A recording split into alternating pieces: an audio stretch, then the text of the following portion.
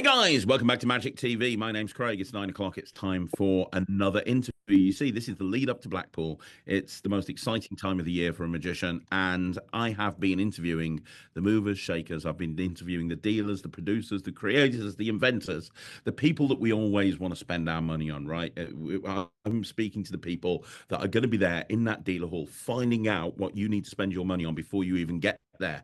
And today I'm speaking to two people that are no stranger to this channel, two people who have very, very quickly become everybody's favorite production company because they're two of the nicest people in Magic. They're two of the most creative people in Magic, and you put them together and it just works. A lot of people said that their booth last year at Blackpool was the most exciting booth at Blackpool 2024. First of all, they came meaning business. They had a really exciting booth, lots of signs, lots of everything. They didn't stop. They demmed their ass off. They had material that nobody had ever seen before, and they're coming back in 2025 to make a mission, to make another statement and show people that there's new kids on the block that are here to take names and kick ass. And that's exactly what they're doing. I am, of course, talking about the geniuses, Roddy McGhie, Noel Qualter, who together, when they come together, they're known as Trick, Boom. Oh. How are you guys doing?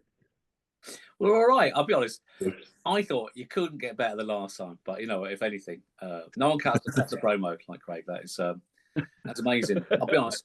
I was feeling a bit shit this morning, but I'll be honest. That has proper topped me up. That it's a little bit of a mental health restoration. It's Well, it's true though. It's true though, Noel. Like you literally, like you two were almost like the Mark Masons of the modern era. Your booth was constantly, because that's the thing with Mark, right? You never see Mark because he's got a giant crowd around him. You guys had the same. There was not a time when I walked past your booth, no matter what time it was, first thing in the morning, last thing just before the dealers shut, in the middle of the day, you constantly had and not just like one, but a big crowd constantly at your booth the entire time. It was, and I know because I spoke to everybody afterwards. Everyone was like, "Have you seen Trick Boom? Have you seen this? Have you seen this? Have you seen this? You need to go and check these guys out." From a company that like came out of nowhere, you guys killed it. Absolutely killed it. Yeah, thanks, dude. No, we wanted, we wanted to go big, but you're right. Is that me and Roddy were thinking, it was new ground. Like Roddy had demmed on a Penguin stand a million times. I'd had a couple of goes at having my own stand, but I was doing it light, certainly for those times in comparison. And last year, I mean, I might have mentioned this before, but like one of the days I said to Chris, who was demming on our stand, I said, "Do you know what? You can go for a lunch break now." And he told me it was 5 o'clock in the evening, and that that ship had sailed. And I was like, "Oh!" And then I realised that we didn't even have enough time. Like we were gasping for a drink, and I remember there was a bottle of drink behind me, and I thought, right, I'll do one more dem, and I'll have a little bit of it. And I realised, like, I was talking to someone, and my mouth was so dry. I thought I can't, even though I'm so desperate to talk to these people and I want to show them magic. I thought I'm going to be ill. Like even to sip the drink, not to go and get something to eat, even to sip the drink, there wasn't enough time. It was absolutely insane. It was such a mad few days, and we're going to do it again next week. And we are physically wrecked. And here's Blackpool's all about drinking and getting drunk. Here's a little fun drinking game for you people that are watching this. Go over to the booth. Doesn't matter how busy Roddy is. He could be demming to 1,000 people. Just take one of the boxes that are in front of him and move it a centimeter to the left or something. And if he moves it back in the middle of his dem, within 15 seconds, you've got to take a shot. You'll be wankered within half an hour. You would not let anybody move your stuff. It was like it has to be lined up perfectly. It has to be the perfect. I noticed. It's almost like he's on the spectrum. Yeah, no. I've never noticed that. I never noticed that. Yeah, well, well, there's a place for everything and everything in its place. So I didn't know that was a thing, but there you go. It's a thing. It's a thing, and it's amazing. You guys, like I say, you did kill it. And what's interesting, and we're going to talk about all the new things that you've got coming out this year. But before we do, what's interesting is a lot of the stuff that you had at Blackpool 2024, you haven't even officially released. No. Like a Yeah. couple of my favorite items that you bought out. I'm specifically talking about the misprints and the Discards, iPad, all yeah. of those stuff, and all of these. You haven't even officially rolled them out, and I know they sold out very quickly. So forget about the new stuff. There's going to be things that people didn't see at Blackpool last year that you're going to have, and it's going to feel like the first time for people Yeah. because Yeah, we've I not hope so. really talked about it. Yeah, which is I mean, the is thing is, we had big plans. Obviously, this year we had a kind of release schedule, but for a lot of different reasons, we just didn't make that release schedule. Mainly, the main reason being that I was manufacturing everything myself, and I kid myself on with how long it takes me to make a thing. I think, do you know, I can make one of those in 3 minutes. And then I just got to scale that up to 1,000, and then sort of factor in things like eating and sleeping. And then when you add those in, you go, oh, well, actually, that's not that long. So, yeah, there was a lot of reasons why things didn't quite make it out as planned last year. And like you say, we're happy to say that they are still pre-releases, but we will have Keypad and Discards and Bandit and lots of things that we had last year, obviously. yeah. Those are the three that you haven't released officially. Like you have released a couple of them, but people should check those three out because they're amazing. And just because they came out last year, there's a lot of people that hasn't. That's it. Like if and also not only that, but like you had no. They've not been on the website. You've had no chance to buy them since last February. So they are absolute bangers. Some of everybody's favourite tricks, and they are. Once this window closes at the end of Blackpool, until they're out, which we are working furiously on, but until they're out, you won't have a chance to buy them. Mm-hmm. And for you guys that don't know, Keypad is probably the best everyday carry I've ever seen. That's the buzzword these days, everyday carry. It's an incredible everyday carry. It fits on your keychain, and it's an amazing revelation of any forced item. It doesn't have to be a playing card. It can be a celebrity. It can be absolutely anything. And if you like Minibook Pro, if you like, which is kind of what put you guys on the map, you'll love this because it is the same sort of feel. It feels like it's in the same infrastructure. Yeah. And then Discards is probably I was telling people after Blackpool last year, and I still believe it. It's one of the, if not the best gaff decks I've ever seen. Like it's a fully gaff deck, thanks, but it just makes sense. It's a deck of cards that, because it's gaffed, it's completely self-working. But the premise behind it is brilliant. It's the premise of, hey, I've got all of these cards. When I leave a gig, I end up with them getting folded up, mashed up, cut up, all of this stuff. And you show this deck of cards that's just fucked, and then you magically turn them into a normal deck. And that's just, here's the thing. A lot of the stuff that magicians do, it's not really magic, is it? Like if you could really do magic, you wouldn't be bringing a card up to the top of the deck. If you could really do magic, you wouldn't make a coin jump from this hand to this hand. But if you could really do magic, would you take a deck of cards that's mashed up and turn it into a normal deck if you needed to have a deck of cards? Of course you could. It feels like what a real magician would do. You'd solve problems. That's what, if you really could do magic, you'd solve problems. And yes, that is a if you have all those cards that are signed and torn up and mashed up, they are problems of your own making because you started it, but you are solving a problem. And whenever I do it, I want to make it look like this is just something I'm shared, almost like I'd normally go home and do this. But I'll just show you guys because I want to be able to just to reset. I almost undersell the sorting out the cards because I know how insanely strong it is and crazy visual it is as well. So just to be able, it's a great hook, and it's something that every magician will have heard at some point when someone says, "Do you want me? I want you to sign this card," and then someone will say, "No, I can't. No, that's sacred. You can't sign a card," and then you're almost into it. Yeah, because to lay people, signing a card is a ridiculous concept because, they've got that deck of cards that they've had for the same 10 years. Pull it out every Christmas. It's covered in crust and nastiness, and they bring it out and then they put it away for the following year. And it's almost unholy to sign a card or do anything like that. So having somebody say that and then showing them this is brilliant. Yeah, 100%. And then Bandit, obviously. Bandit is probably the best way to vanish.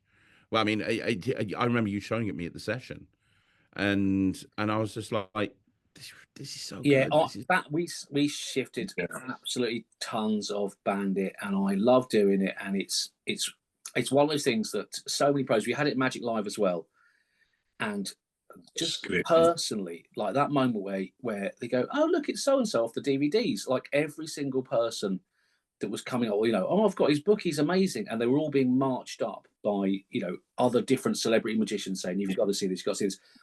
I think it's rare that you would sell more to pros, but certainly Magic Live, it seems to be every big hit, and it's dead easy to do. But it's every magician.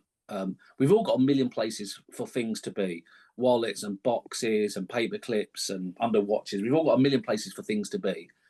But what we don't have is good, fair vanishes for these things, and this allows you to vanish a playing card, a banknote. You can do peaks with it as well, and mentalism stuff. You could also use it as a switching box to do a million different things, tournament stored card and oil and water and a million different things like that.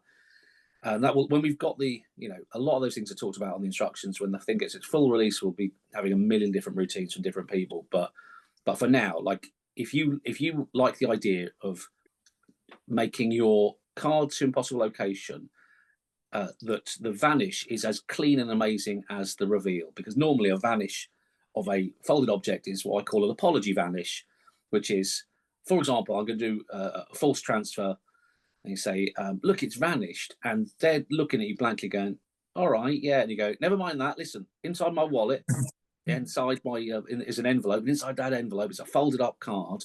Go, I mean, I'm amazed that it got there, but I'm not amazed where it vanished. It didn't vanish, and all these vanishes are a handkerchief, putting a handkerchief over it, and stuff like that. I mean, these are all they're all things that work, right? But I mean, it's like the thing with Bandit is that when we're demoing it, it's really hard not to spend a lot of time just saying to people, "Here's the method," right? Because you want to show people the method because it's so baffling. Right, but there's people kind of queuing up, and you want to show them the method and stuff. But it's one of those things where it's like, that professional magicians seen it. First of all, they're fooled entirely by it, but then they're already thinking about, like, especially when you show them the method, about, oh, how could I use that? What could I do with that? Because essentially, the trick is they choose a card, they take a card out, they sign it, they fold it up and you could have done any routine at that point already. Anything at that point. And the fact that you like to refer to that as the world's easiest mercury fold, because they fold it, right? They fold it nice, and then it gets put into a tiny little Ziploc bag, a little grip lock bag, and it gets sealed up, and they drop it into the card box, and you wrap rubber bands around it, and you can shake it, and you can hear it in there, and it's so fair, and everything is so open. And you give it to them, and they put it in their pocket. And at that point, that card can be anywhere. You have it at this point. You can have it appear anywhere under someone's watch, and you can pocket it. You can do whatever you want with it, and it's so fun when you do it that you can see there's no, like, anytime you're demoing on the stand and you're doing any kind of trick, the minute you do a move, the minute you do like a Hindu shuffle, you can see the sort of the magician going, okay, well, I know what's going on here, right? They've got this sort of look like, right, let's see where this is going, right? Yeah.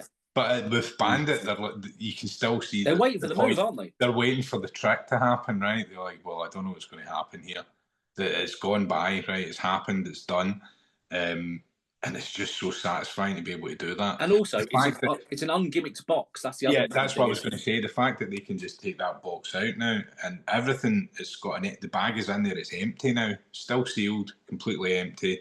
The box is normal. The band's normal. The bag's normal. Everything's normal. The card's normal. I know I'm kind of really pushing this, but I love it. I love it. I think Bandit it's amazing. It's amazing. You know what I really, really love about it as well? I haven't seen anybody, unless I'm missing something, I haven't seen anybody bring out, no, maybe one person that I can think of, but didn't touch this. I've hardly seen anybody who brings out a trick where the emphasis is on the vanish of the object and not on the reappearance. Because that's the thing that every single, there's a million coin to impossible locations, ring to impossible locations, card to impossible locations. And they always do the same thing. They always gloss over it. Okay, now do a Mercury card fold, or now vanish the ring, or now do a false transfer, or use your favorite method. And then it's all about the appearance. But realistically, the most important thing is the vanish. If the vanish isn't strong, then the revelation is kind of weak, right? So you have to have a, and that's what you guys are focused on here, having this incredibly strong method for vanishing this particular item. And like I say, the only person I can think of that's done something similar is when years ago Richard Sanders brought out the Any Ring handkerchief, where it was like, and he had it so that it could vanish any ring, which is great. Well, But that's nowhere near as versatile as this, and it's nowhere near as factory conditions. Like, let's put it in this bag, let's put the bag in this, and let's do this, and let's do this. Well, it's a reverse nest of boxes, is what it is. Yeah. So if you've got, let's say, for example, that you have got it reappearing inside an envelope inside a wallet, a common thing that people do, you're really doing to them. The conditions at the beginning are, let's put it inside this, let's put it inside this, let's put it inside this, and then it vanishes impossibly, and then it reappears inside a thing. So you've basically unpacked it to repack it, and that happens in half a second. Like, it is like, normally that vanish is, we'll just call it, just sort of softly vanished. It is, I think they are surprised, but that's why pro magicians, whenever they're working and they're doing a vanish of a thing, they never miss a beat. It's immediately, it's vanished. Anyway, never mind that. Come with me. Look, we'll wheel in the block of ice. They're never saying, look, it vanished. Because if something's vanished, let's enjoy that moment. That's a bloody good trick. The only good vanish of an impossible object that I can think of is ring flight, which has got a brilliant vanish where you really go, look, hands free, look, it's on my finger, or it's held at fingertips. Look, it's completely gone, utterly gone, proper gone, and then you can reappear in an amazing location. This isn't methodologically related to it, but it is still one of those things where you are making loads out of the vanish. Because if you're making loads out of the vanish and you're making loads out of the reveal, that's got to be better than only making loads of noise about the reveal. Yeah, I mean, the way I like to think of it is it's like an object from an impossible location. Do you know what I mean? That no one's everyone does object to impossible location, but nobody's ever really done object from impossible location. It's almost like a little, like Tom Cruise coming down through the lasers. It's a little heist. It's this secured item in the bag and the box with the bands. You're holding it, it's in their pocket, but yet you can still steal it out. You still have it out there, and it seems they can examine everything all day, and it seems impossible how you've done it. But yeah, anyway, that is Bandit. Have we gone on too much about that?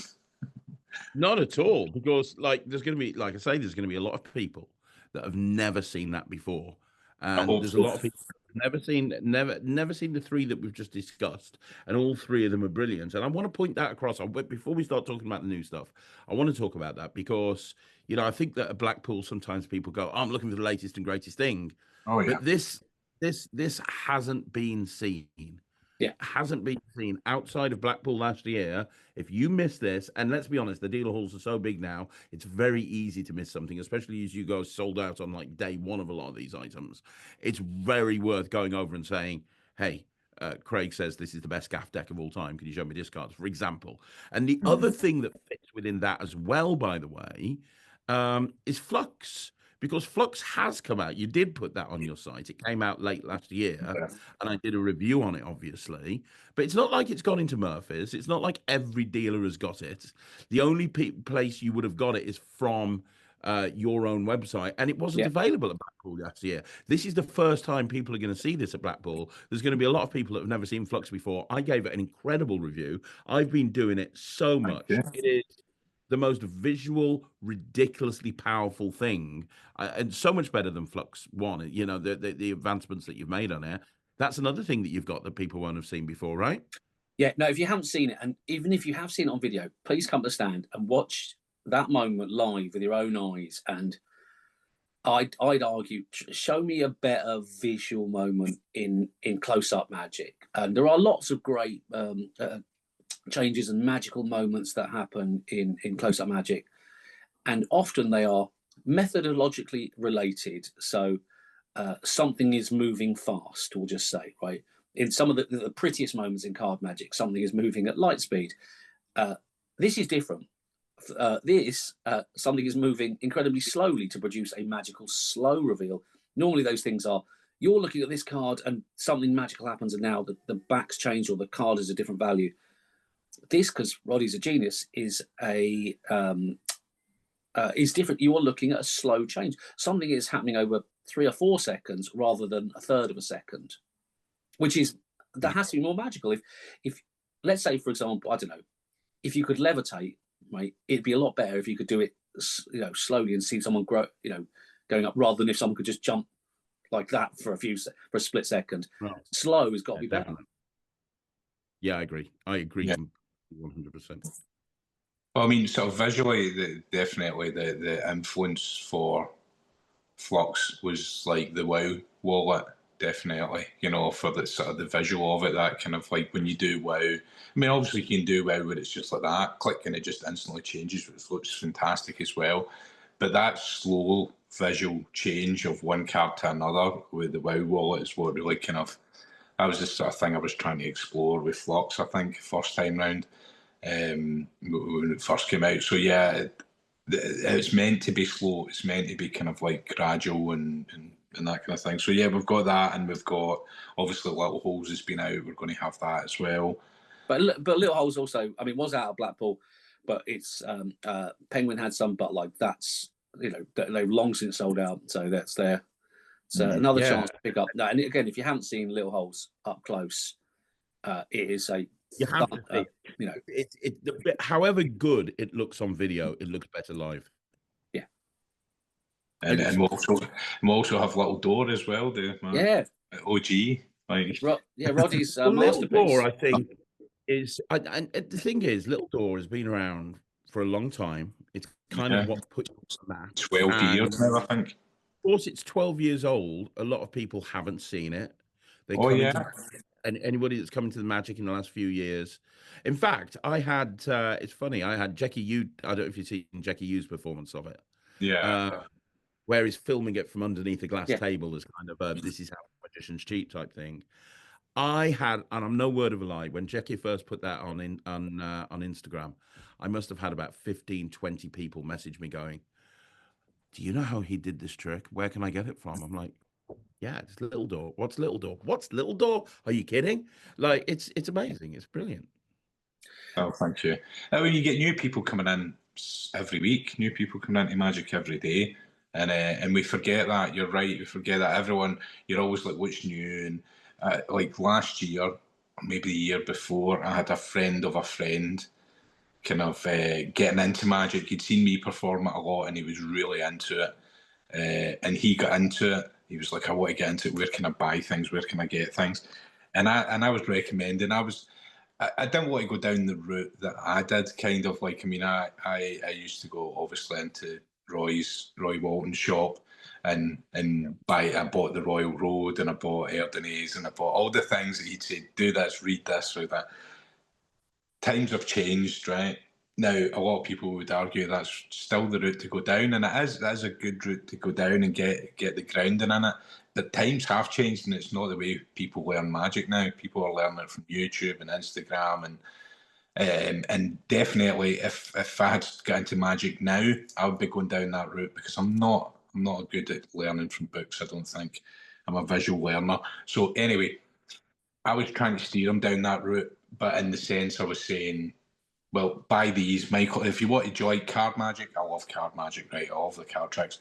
Get these Michael Amar easy to master card miracles, right? Just get the whole set of them, because there's amazing stuff on them. It's great and really visual and fun magic. And get some of these. And then I'd recommend like David Regal's DVDs and Bill Malone and just entertaining stuff like that. But as soon as he was aware of Penguin Magic, right? Because he knew I worked for Penguin and stuff. As soon as he was aware of the website, I think he went on there, and this guy had a lot of disposable income. He went on there and he bought 8 out of the top 10 of that week.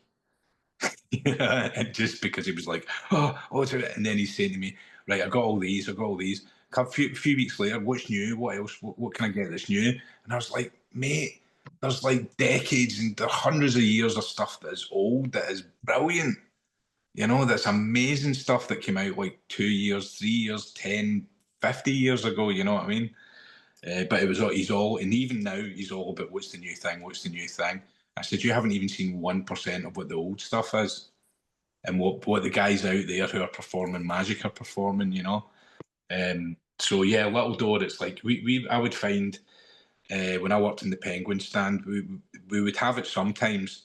Very occasionally they would bring it, but more often than not, I would bring my own. I would bring like maybe 20 units of my own, and I'd say, Sean, can I dem this if people ask? And he'd be like, yeah, sure. And every single year, people would be saying, what's that? I've never seen that before. And I would be all wounded, thinking, how very dare you? Everyone should know what this is. Yeah. Well, here's the thing, you know, if you've got them on the booth, that's great, because I'm willing to bet that I don't know what's going to be released. I don't know. There's going to be a million different tricks at Blackpool, but I'm going to tell you right now that whatever is there, Little Door is going to be in the top 5 of any trick that's anywhere in Blackpool. Oh, well, and nobody else will have it but you. I know what Penguins bring, because I'm helping them with their store. I know what they're bringing. Oh. They're not bringing that store. So, like, the only place you can get this is from Trick Trick Boom, and you go and see the creator do it. And I guarantee, if you've never seen it, or you've only seen it on TV, or you've only seen it on YouTube, I guarantee you it's one of those tricks that when you see it demmed by somebody who does it competently, like Roddy, because obviously he created it, it's an instant buy. It's an instant buy. You don't even think about so. it. It's my favourite. It's still my favourite after all these years. Still my favourite. Well, the thing that also, what's for me, like, look at, like, on the outside, and I absolutely love it. The thing that's different, most magic tricks are, look at me and I am the all powerful. And what's great about Little Door is it's got that charm, that built-in charm, where you can go a little bit smaller and you go, hey folks, come over here, look, I'm going to give you a little peek behind the curtain, rather than, look, you signed a card, it jumps from here to here, and I'm you know, it's like most of those tricks got that alpha big, you know, sort of big energy where you're like, I'm the big dog doing all these things. Little Door's got this small thing. It's such a beautiful piece where you can say, look, I'll give you a little peek behind the curtain, I'll show you what's going on, and you can be a little bit softer. And then they think, oh, that's cute, that's cute, that's cute. And then you hit them so hard in the head with the finish, because they're going, oh, that's cute, oh, that's cute. And the finish is devastating. And I've watched Roddy doing it for sort of kids and the and adults, and the adults are sort of smiling for a moment, and then the finish happens, and it's like they've been hit in the head by a horse or something like that. It is absolutely devastating. It's killer. It's absolutely killer. It's such a good. So that's all of your kind of your classic range. Now, I know that you've had a bit of a production issues. You've had a couple of issues when it comes to production issues, right? So what have you got coming out? Do you want to share with us a couple of the problems that you had and what you have got coming out at Blackpool? Yeah. Well, we'll do the, but Roddy can join in the same. But I'll say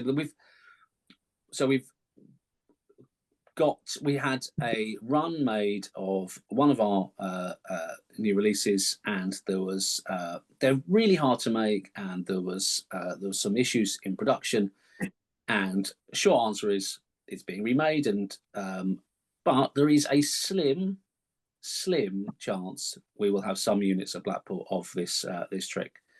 It is our first trick with 2 other creators, so not me and Roddy, nothing to do with us. It is, in fact, it's going to be demonstrated. The glamorous box. You got the box behind me. There's some behind me here. Oh yeah, of course there is. Yeah, it's a co-creation of Simon Lipkin, who your viewers, I'm sure, are familiar with, who's a brilliant magician and a friend of ours, and Chris Tennant, who was demming on our stand last year and is a brilliant sort of mentalist and magician in his own right. And they don't really know each other. They amazingly, they sort of came to me separately with ideas that were similar, but the best parts of both routines make up something fantastic. So, so even though they didn't know each other, this is just us being sort of matchmakers and work the whole thing together. We've got something that I think is super exciting. I don't want to say we'll have. We might not even have it. We might have 10. You know, I don't know. But I'm working on it, right? Because the way there's not my wife and father-in-law in the background there for some reason. He's coming to get his wheelbarrow. That's what it is. So anyway, so we got, like, put it this way. Each year there's 14 different elements involved in this, different pieces. And if one of them is wrong, then it's not good enough, right? So if one thing out of these 14 little bits that are in this box are wrong, so the stuff came, we got 100 of them done, and then they came and there was one issue with it, which I was like, right, I need to work out how to address this. Worked out how to address it, I thought that's fine. But in further examination, I started to notice here and there that one thing was off, and maybe one unit had two things that were off and one. So I'm thinking, well, maybe I can take all the bits out and start to put them together to make one decent unit out of 5 that had bits that were slightly off. And I was doing that, and I managed to get out of the 100, maybe about 40 of them that I thought these pass, they have to be perfect, right? These pass my mark. And then in further examination this morning, which was why I came on here later, even though I know we all started later, I thought I was coming to this interview late because I was still at it. Further examination, there is yet another problem which I hadn't thought of before, to do with one certain element not being quite right. And that's now brought us down to 20 now that I'm happy, that are perfect. I'm still deciding whether it's worth bringing those 20. Yeah. So, and I need to make that decision in the next today, in fact. But certainly come at the stand, and we might have it and we might not, but we'll definitely have one new thing. Yeah, I mean, I've tried so hard over this last 2 weeks to make this work. And also we had another thing which you saw at the session, of course, with the Sharpie marker, which we were really pushing to get for Blackpool. But again, it just wasn't up to our standard at this point, and it needs to be perfect. So that get put back as well, unfortunately. But as Noel said, we do have one thing which is just so much fun. It's so much fun that there it is. Hard to see. What's it called? It's called Side Effects. It's hard to see that. Yeah. Side Effects. It's called. Yeah. Side Effects. Box is cool, and it's got a medical logo on it and what looks like a heart monitor thing. So I'm guessing it's got something to do with hospital or medical. It's a card. Yeah. Now I'm trying to think of tricks. It's not, but I quite enjoy the idea. It's a version of Operation with marked cards. No, it's not. It's any remember that. You're going to say things here that are going to be quite good. I'm storing all this information. Yeah, sure. Weirdly, I think Operation. Can we just say that idea was created? After you said that, I was like, oh, hold on. I can see a trick in that. Fine, yeah. Right. No bad ideas. So it's medical-ish, and I'll give you a little bit of hype, a little bit of a clue.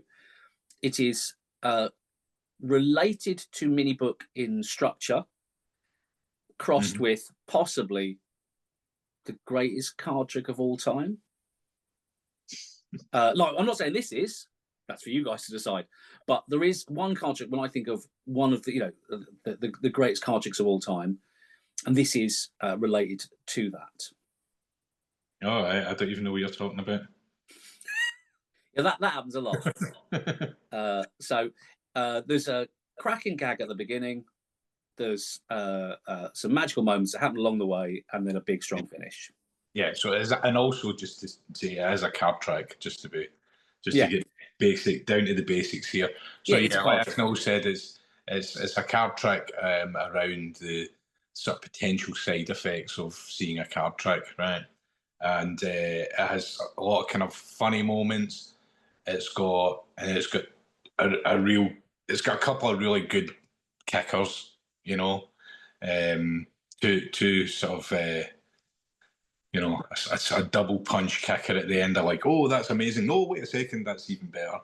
So that is what it is, and it's also like for one of the things that we've like me and Roddy. I don't know if you've ever said it publicly, but one of the things we love doing is because like the name is Trick Trick Boom, and it's got that sort of that powerful thing.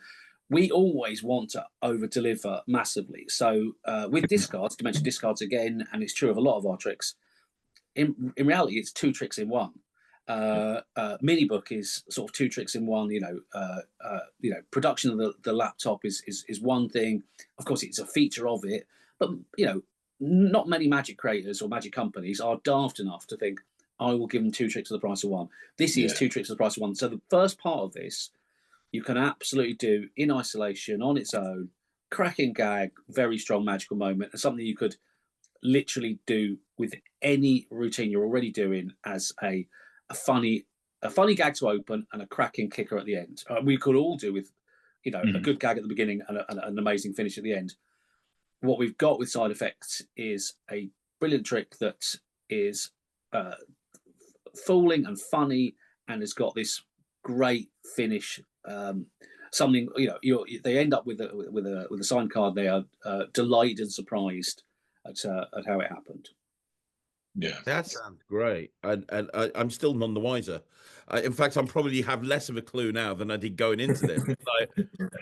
It sounds great, and all I can say is in Trick Trick Boom I trust, because I haven't seen a bad trick come out from you guys. I don't think I will ever see a bad trick come out from you guys, because you're not wired that way. You care about your product, you care about your audience. You just and you wouldn't allow something to. I mean, the perfect example is what Roddy was talking about there. Like, I tried to take 100 sets and turn it into 40, and then it turned into 20. It's kind of like a lot of people would just let that go. Yeah. Fuck it, we'll put it out, and just that attitude shows how conscientious you are and how important your reputation is in the community, which is completely. You can lose your reputation in a heartbeat, and also the two of us together is a great combination, because if for both the creative side of it, which is sort of the fun, playful thing, which we try to do as often as possible, but the truth is there's so many other bullshit things that we have to do that we have to. I've said it before, we have to almost book an appointment for creativity, and which is sort of a shame. Like, if the two of us get to ramble, I'd say that there's a pretty good chance that at least a 7 out of 10 idea will come from just chatting shit. So but with this, we can't afford to get distracted because we've got so many other things to do.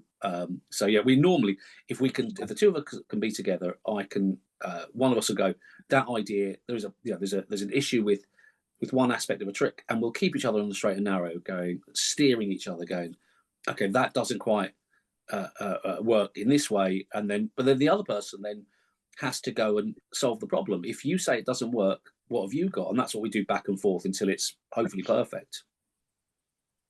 Yeah, but it's like, what more can we say about side effects? Yeah, just come and see it. It's, as Noel said, it's kind of like, particularly one of the routines that I do with it is very similar in handling to Minibook, but a totally different kind of trick.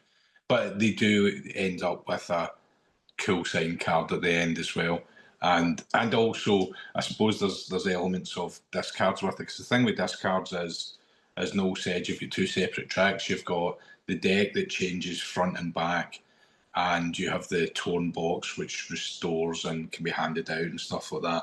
So there's a sort of box trick and a card trick, and both can be done separately or together.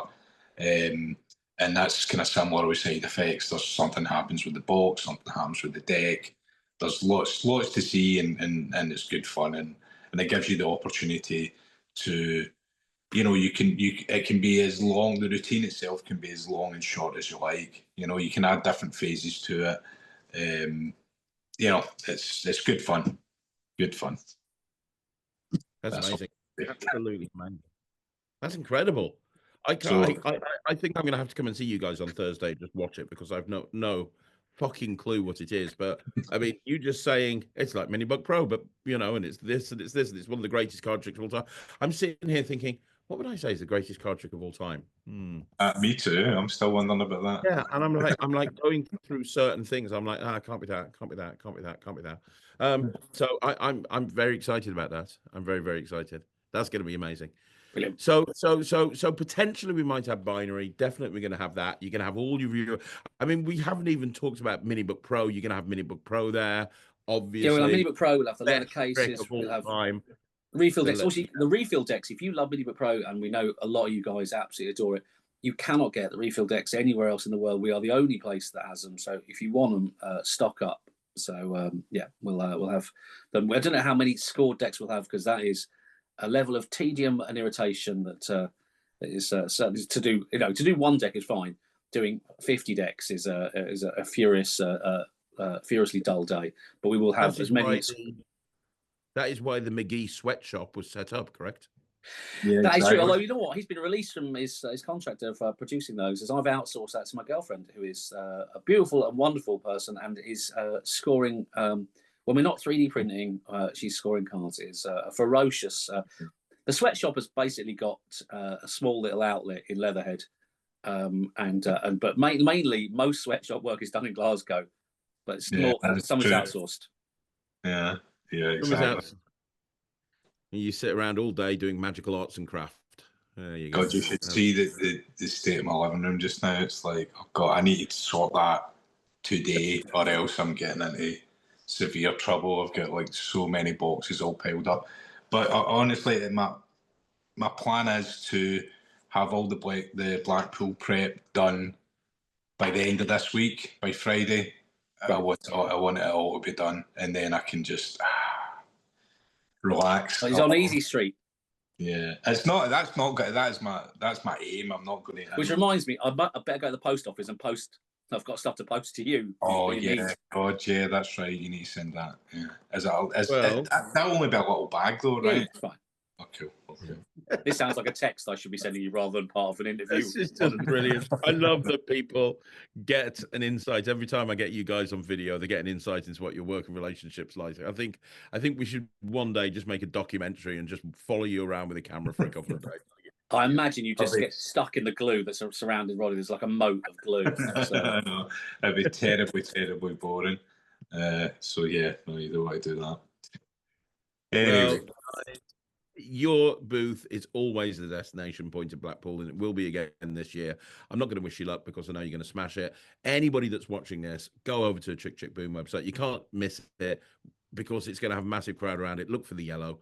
You're going to see absolutely some of the best, most commercial magic that you will see at Blackpool. The best tricks that you can get at Blackpool are going to be at Trick Trick Boom. Trust me, I know. I've spoken to so many different creators and production companies, and if you like commercial magic, just trust me and head over there. You're going to be spending all of your money. And unlike a lot of dealers, you'll be happy with it. You'll get a box of stuff that you'll take home and you'll actually use it. So, Roddy, Noel, thank you so much for jumping on Magic TV. I really appreciate it. Oh, I forgot to mention my favourite thing that we will have this year is we've got some awesome Trick Trick Boom bags. Oh, yeah. Just paper bags. But, oh, my God, I love them. They're just paper bags, but every year people say, have you got a bag? Yes, we have, and they're awesome. So just you've got to come. And they're on a limited release as well. We've I think we haven't got loads of those guys. So if you do want something, buy a trick, but you need to buy something. You need to buy something to get a bag, but you want to. These bags are so good, you want to buy something. But anyway, I just had to mention that. Thank you so much, Craig, for your time and for everything as usual, man. Thank you. Thanks, dude. You're more than welcome, Roddy. You're more than welcome, Noel. Guys, do me a favor, leave a comment down below. Make sure that the first thing you do is go over to a Trick Trick Boom. You're in the same place in the horseshoe, yeah? Kind of halfway around the semicircle. Pretty much. So go straight through. Don't turn left into the big dealer hall. Go straight through the double doors. Walk straight past Chris Crongreve and Wayne Goodman and keep walking past those, and you'll see Trick Trick Boom right there on the corner. Go over and check them out, and they're absolutely amazing. But I will see you guys again soon. I'll see you at Blackpool in a week's time. Yeah. Noel, thank you so much for coming on. Cheers, dude. Thank you. Yay. Guys, I'll see you again soon. My name's Craig. This is Roddy McGhie and Noel Qualter from Trick Trick Boom. And we'll see you again right here on Magic TV.